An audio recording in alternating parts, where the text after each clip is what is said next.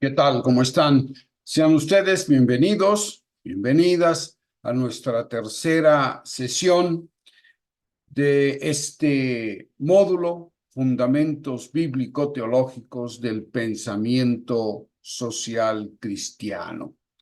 Hoy analizaremos un tema fundamental en el quehacer social de la Iglesia y desde luego en su pensamiento: la solidaridad como nota esencial del amor cristiano.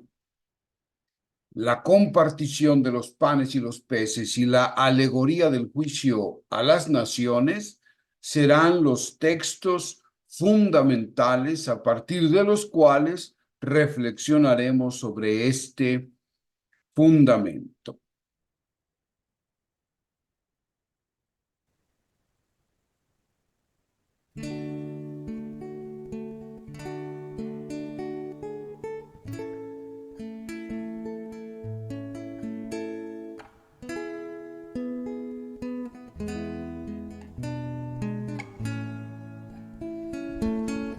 Dime cómo ser pan, dime cómo ser pan, cómo ser alimento que sacia por dentro, que trae la paz. Dime cómo ser pan, dime cómo ser pan.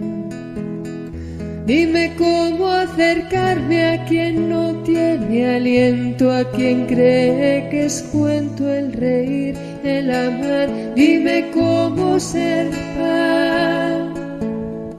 Dime cómo dejarme comer poco a poco, entregándolo todo y llenándome más. Dime cómo ser pan. Dime cómo ser pan, cómo ser para otros en cada momento alimento y maná. Dime cómo ser pan, dime cómo ser pan, cómo ser para otros en cada momento alimento y maná. Tú que eres el pan de la vida, tú que eres la luz y la paz, tú que empapas la tierra cuando llueves el cielo. Dime cómo ser pan.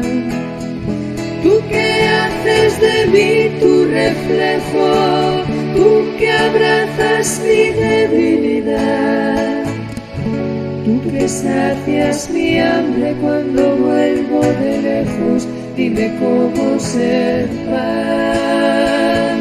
Tú que haces de mí tu reflejo, tú que abrazas mi debilidad, tú que sacias mi hambre cuando vuelvo de lejos. Dime cómo ser pan.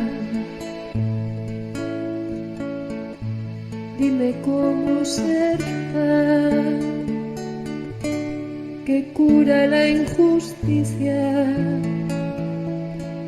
Dime cómo ser pan, que crea libertad.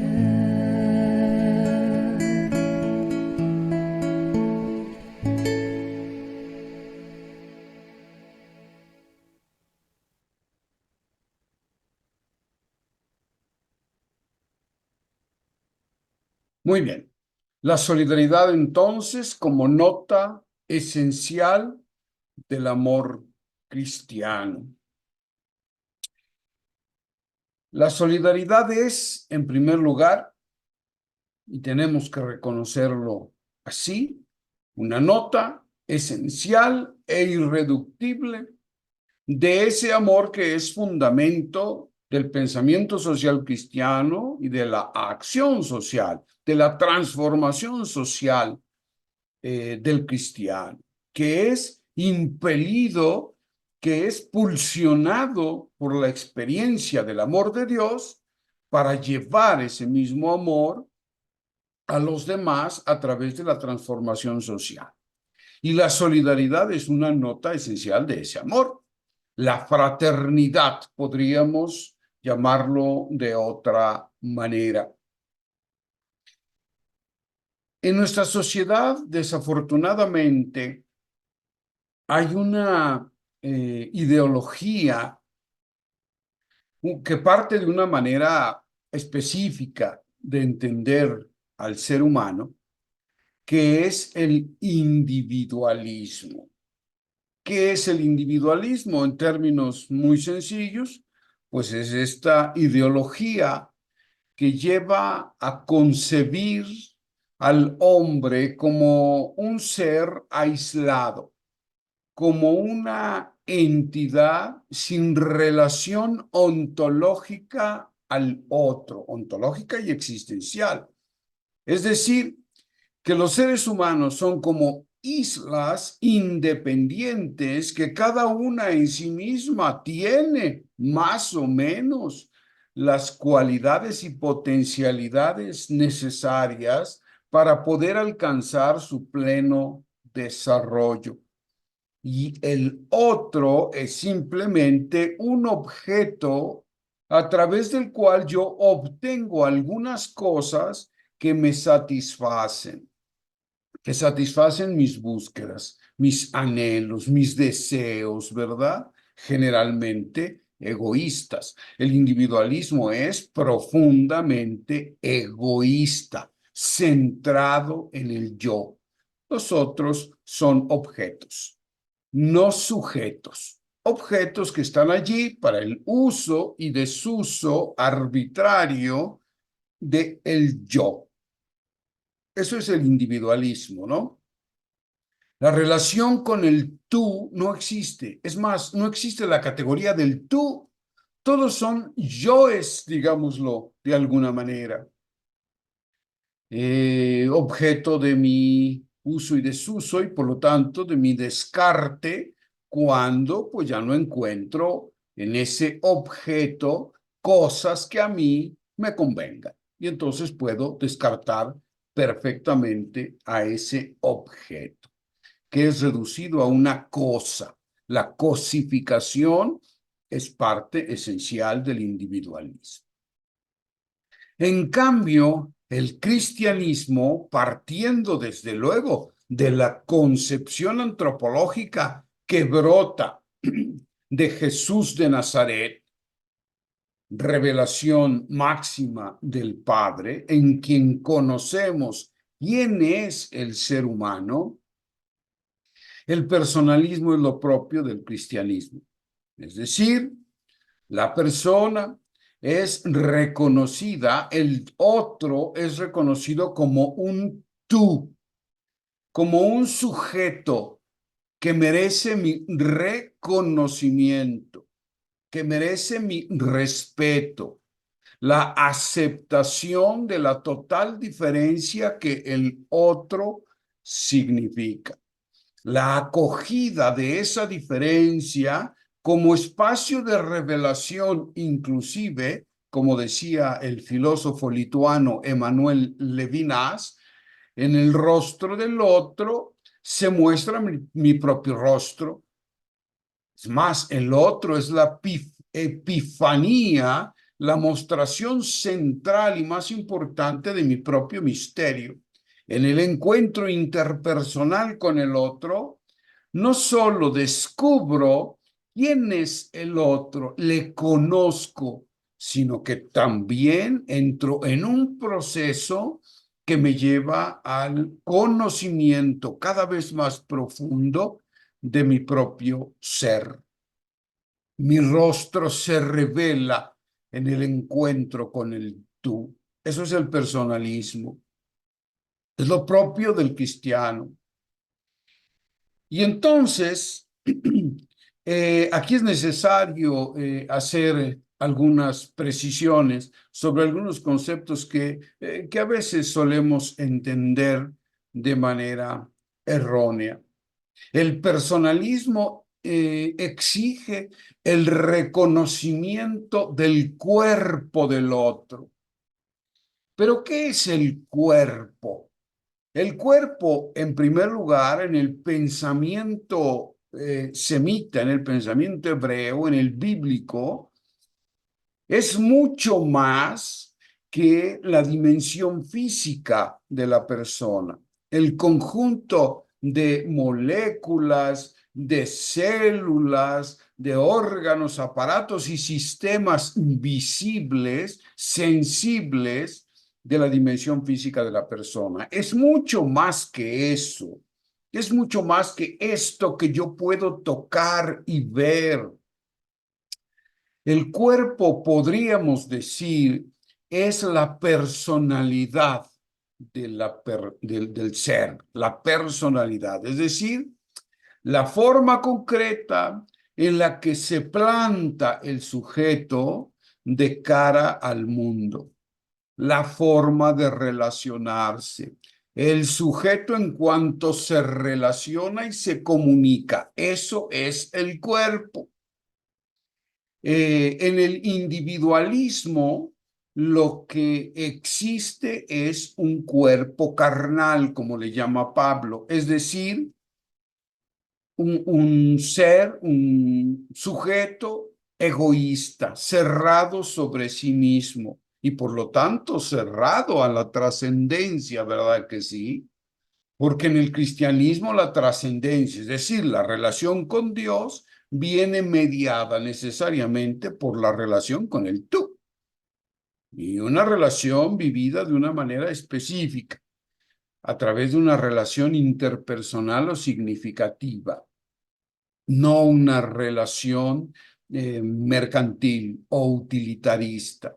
No, una relación significativa, interpersonal, el encuentro de dos personas, de dos sujetos que dialogan, que se revelan y que se acogen mutuamente. Esto es lo propio de la relación interpersonal. En el individualismo lo que se da es el encuentro casual entre dos cuerpos carnales, entre dos seres que solo se reconocen a sí mismos y no reconocen la presencia del tú. En cambio, en el personalismo se reconoce al otro como un tú sujeto de derechos y de mi reconocimiento, como acabo de decir. Cuando en el pensamiento hebreo, y esto fue formulado con mucha claridad por Pablo de Tarso, cuando una persona, cuando un ser humano se abre a la trascendencia y descubre en el otro la ayuda idónea, como dice aquel texto maravilloso presentado a través del mito de la creación de la mujer, cuando el otro es reconocido por el yo como espacio de encuentro, de conocimiento de sí mismo, del otro en sí y del otro con mayúscula, entonces a eso se le llama cuerpo espiritual. Es el hombre abierto a la trascendencia, abierto a la relación. Eso es cuerpo espiritual. El cuerpo carnal es el otro cerrado sobre sí mismo, viéndose el ombligo permanentemente, utilizando al otro con fines egoístas. Eso es cuerpo carnal, cuerpo de pecado también se conoce, ¿no? El cuerpo carnal en Pablo no hace referencia a la cuestión sexual, no, hace referencia a algo mucho más esencial, más originario, que es la cerrazón a la relación interpersonal con el otro. Eso es cuerpo carnal. El cuerpo espiritual es un cuerpo abierto, de tajo, como decía Miguel de Unamuno, abierto de tajo al otro. Eso es cuerpo espiritual. En el personalismo esto es lo propio, se reconoce al otro como un sujeto de derechos y por lo tanto, sin duda, la categoría cuerpo espiritual es fundamental en el personalismo. El personalismo favorece la emergencia del tú, es decir, la manifestación del otro en su radical diferencia. La fraternidad es aquella actitud, digámoslo así, aquella actitud de reconocimiento del otro como un fratello, es decir, como un hermano. Y la fraternidad implica la asunción de la diversidad, el reconocimiento y la aceptación gozosa de la diferencia que el otro me muestra. Tenemos muchos ejemplos en la Biblia de esta actitud fundamental en el cristianismo.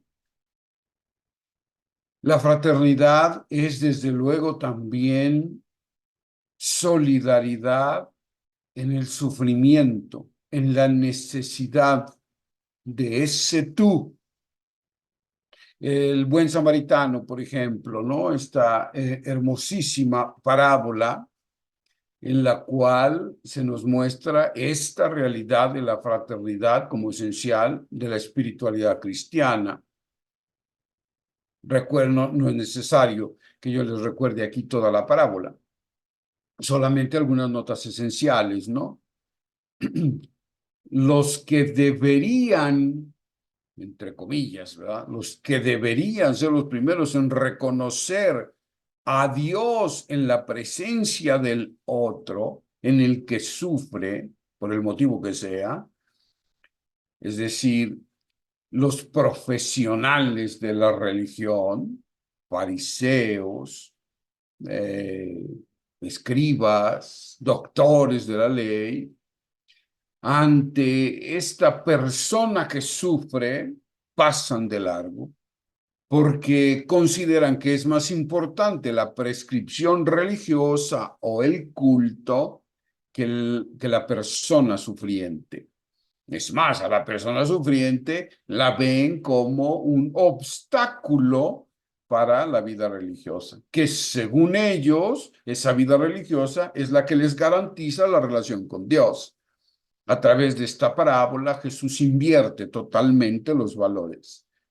La relación con Dios pasa por el encuentro con el que sufre. La religión pasa a un segundo término. Lo importante es atender las necesidades del que sufre, luchar permanentemente por no solo atender de manera asistencialista a ese que está sufriendo, que también es muy importante, sino que también el cristiano está llamado a luchar permanentemente para transformar las estructuras sociales de injusticia. Ahí está el fundamento del pensamiento social cristiano en la línea de la solidaridad, de la fraternidad, ¿no? Hay que hacerse cargo del que sufre. Hay que bajarse del caballo, es decir, hay que detenerse. Hay que hacerse cercano a ese que sufre, hacerse prójimo. Y entonces vendarle las heridas, ungirlo con aceite, que son simbolismos preciosos. El aceite, por ejemplo, simboliza el amor, ¿no? El amor. Entonces hay que amar al otro, hay que amar al otro con prodigalidad, con generosidad, sin restricciones. Hay que entregar lo que se tiene para tratar de aliviar y remediar la situación desafortunada que vive el hermano. Jesús afirma y revela: todos vosotros sois hijos de un mismo Padre. El Padre que anuncia y que revela Jesús mismo, ¿no? No hay otro Padre. Jesús nos revela quién es su Padre. Y todos los hombres son hijos de ese mismo Padre. La solidaridad brota de la experiencia filial. Saberse y experimentarse como hijos es esencial. Y este no es un saber solamente teórico, como si alguien me anuncia, ¿verdad? Tú eres hijo de Dios y ya está, es una noticia teórica. Bueno, eso no transforma a nadie. El saberse es experimentarse.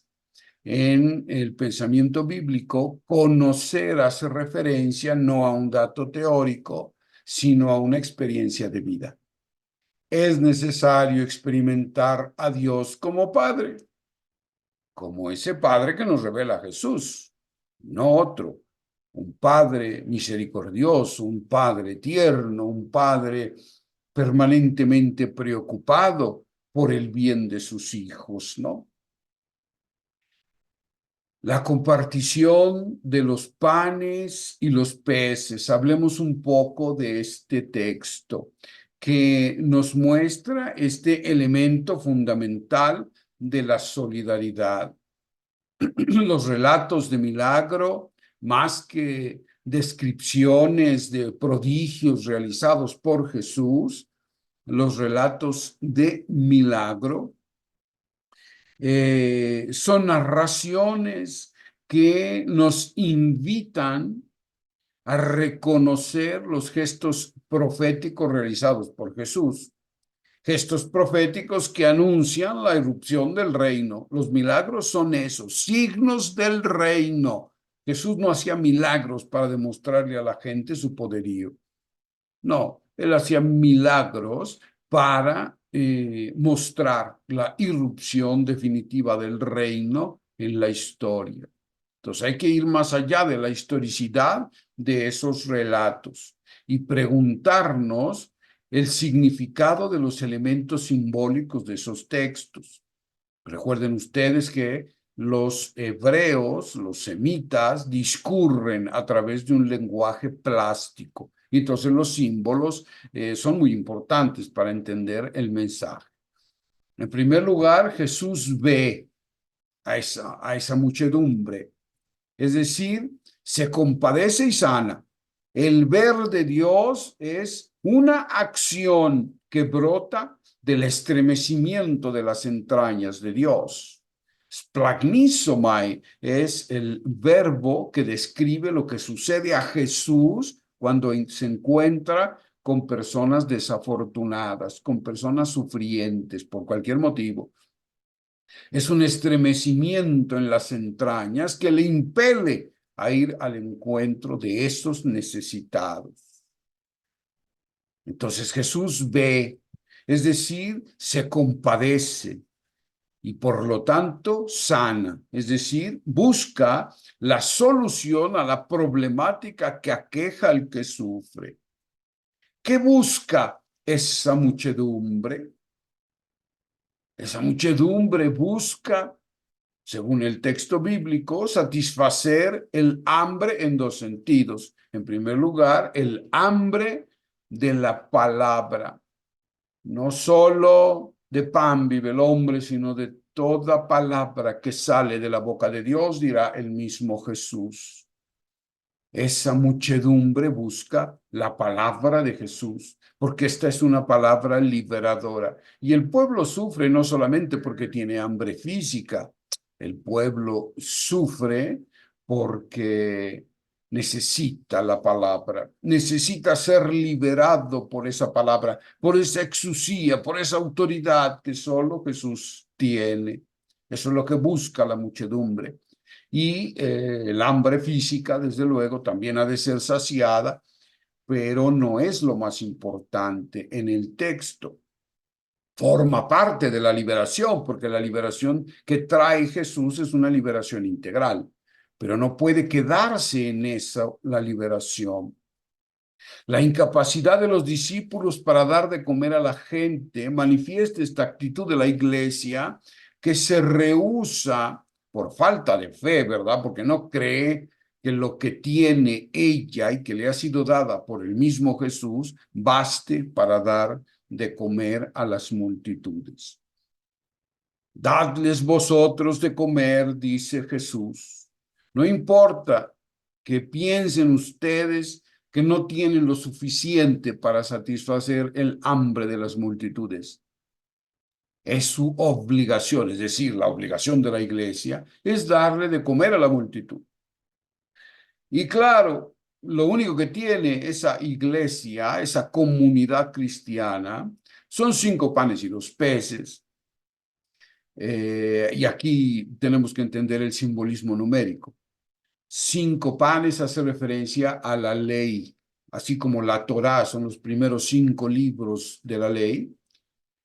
Ahora Jesús trae una nueva ley que, según Mateo, se va a presentar a través de 5 grandes discursos. Así está estructurado el Evangelio de Mateo. Jesús es el definitivo legislador, el legislador pleno, el que nos trae una ley que ya no está escrita en tablas de piedra, sino que es la ley del Espíritu, que será inscrita en el corazón de todos aquellos que se adhieran al Hijo del Hombre. Ese es el número 5, los panes. Y 2 peces. Los peces son símbolo de aquella antiquísima profesión cristiana. Jesús, Mesías, Hijo de Dios y Salvador. Eso es lo que significa aquel simbolito del pez. ¿Recuerdan? Ictis en griego, si lo ponemos como un acrónimo, significa exactamente eso. Esa profesión de fe. Jesús, Mesías, Hijo de Dios, Salvador. Lo único que tiene la comunidad entonces es 5 panes, una nueva ley que Jesús ha inscrito en sus corazones, la ley del Espíritu, y 2 peces, su fe en Jesús como Salvador, como liberador, como Hijo de Dios y Mesías. Y entonces Jesús les dice, denles ustedes de comer, denme ustedes esos 5 panes y esos 2 peces que tienen. Es decir, denme su fe y pongan en mis manos esa nueva ley del Espíritu que a ustedes les parece insuficiente. Hay un simbolismo litúrgico existencial en los panes y los peces. La iglesia está llamada a satisfacer el hambre de las multitudes en estas 2 dimensiones. La dimensión física a través de la solidaridad, a través del gesto de partir y de compartir el pan. Ese es el auténtico milagro. En una sociedad toda ella polarizada de aquel tiempo, sectorizada, en la cual se excluían mutuamente los diferentes grupos, Jesús rompe esos límites y lleva a la conciencia plena de que la fraternidad, de que el compartir es el único modo de satisfacer el hambre de las multitudes. Esa compartición de los panes y los peces se da para la gente libre. Es un auténtico banquete liberador. Jesús bendice, parte y reparte el pan y los discípulos continúan el gesto. El resultado de ese gesto, ¿cuál es? Todos saciaron el hambre, incluso mujeres y niños. ¿En qué consiste, pues, el milagro? La fraternidad y la fe son capaces de derribar los muros que los hombres levantan. Y aquí hay un enlace muy interesante con la perícopa de Jesús caminando sobre las aguas.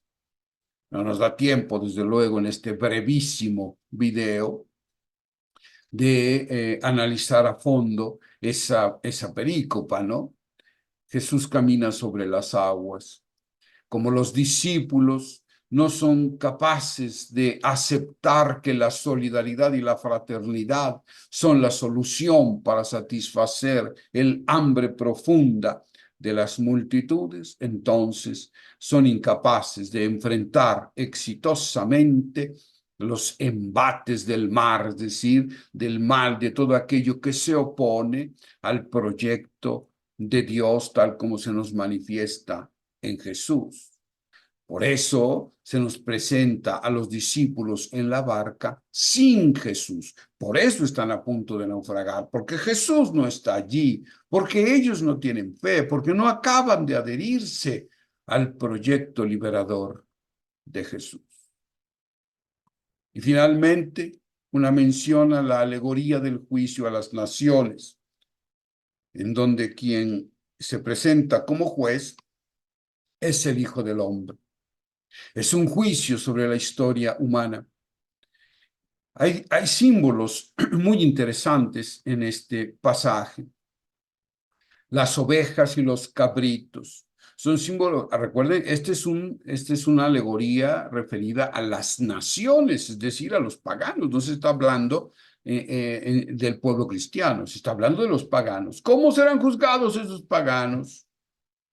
Se dividen en ovejas y cabritos. Ese es el resultado del juicio. Las ovejas, ¿quiénes son? Pues las ovejas son aquellas que son colocadas a la derecha, los cabritos a la izquierda.